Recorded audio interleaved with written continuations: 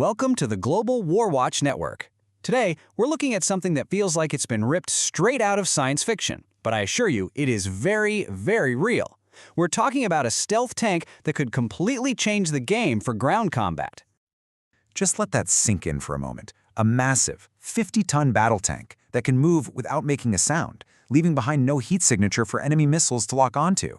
This isn't a movie prop. This is the core idea behind South Korea's incredible new K-3 tank. So we're going to break down exactly how this quote-unquote ghost tank actually works. And hey, if this is the kind of analysis you're looking for, do us a favor and hit that subscribe button right now. That way you won't miss out on what we've got coming up next. Okay, let's get to it. So what you're looking at here is the K3 concept from Hyundai Rodham. It's their answer to a really tough question. On a future battlefield that is absolutely swarming with sensors and drones, how does a main battle tank even survive? Believe me, this is not just an upgrade, it's a total reinvention from the ground up. And really, that's the whole point right there. The K-3's #1 job isn't just about destroying the enemy anymore, it's about not being seen in the first place. You have to understand, on a modern battlefield, everything is being watched by this huge web of satellites, sensors, and drones. To survive, you have to become invisible. You see, the whole nature of warfare has changed. For decades, the tank was the undisputed king of the battlefield, right? It was a giant steel fist. But now, in the 21st century, that dominance is being seriously challenged by a whole new category of threats.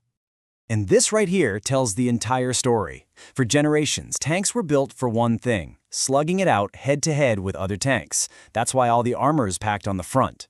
But today, the biggest threats aren't in front of you. They're coming from directly above. We're talking drones, loitering munitions, and smart missiles that are all designed to punch right through that thin top armor. So, here's the fundamental problem.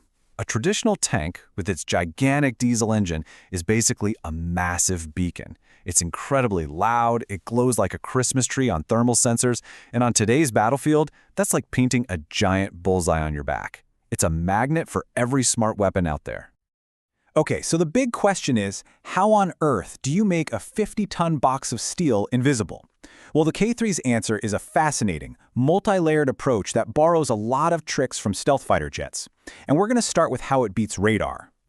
It all boils down to this one concept, radar cross-section, or RCS. The simplest way to think about it is this. It's the size of the blip you make on an enemy's radar screen. The smaller you can make that blip, the harder it is for them to find you, track you, and fire a weapon at you. Now, the K-3 shrinks its radar blip in two really clever ways. First up is shaping. Just look at that smooth, blended design. Every single one of those surfaces is precisely angled to bounce radar waves away from the enemy, not back at them. And second, there's the materials. The entire tank is painted with what's called radar absorbent material, or RAM.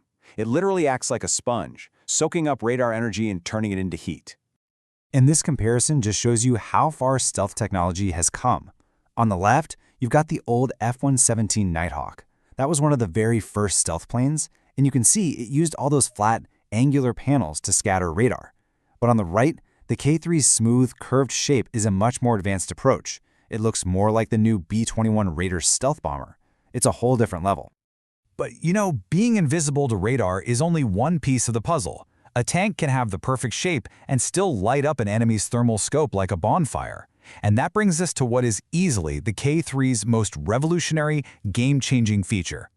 This really lays out the massive difference. A normal diesel engine is just a series of controlled explosions, which makes it unbelievably hot and noisy. But the K-3's hydrogen power plant, it generates electricity through a silent chemical reaction. And what that means is a tiny, tiny heat signature and the ability to move in almost complete silence. And right here is where it all comes together. See, it's not just about fooling one type of sensor. It's about what we call multi-spectrum stealth.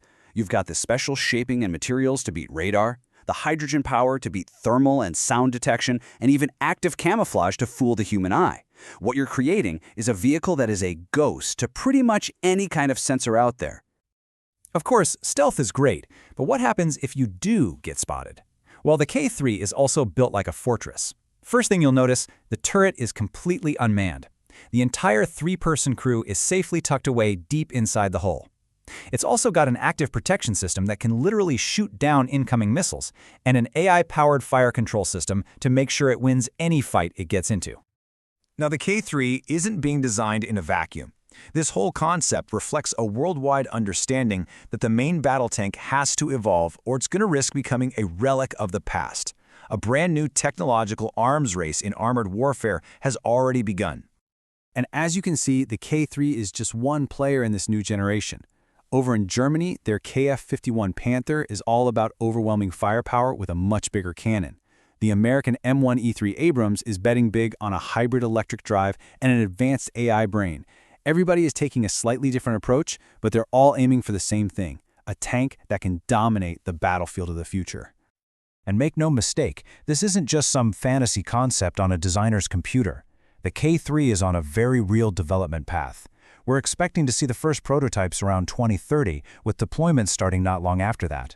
The big goal is to have the full hydrogen-powered version in production by 2040. The future of warfare is being built right now. So, that brings us to one final huge question. For the last 100 years, ground combat has been about finding and killing these big, powerful machines. But what happens when you can't find them anymore? What happens when the apex predator of the battlefield learns how to become a ghost? Thanks so much for joining us for this look into the future of armor. If you enjoyed this breakdown, we'd really appreciate it if you'd like, share, and subscribe to the Global War Watch Network. We want to know what you think. Is the K3 and its stealth the way to go, or is massive firepower still king? Drop your thoughts in the comment section below, and you can join our community on social media. All the links for that are in the description. We'll see you on the next one.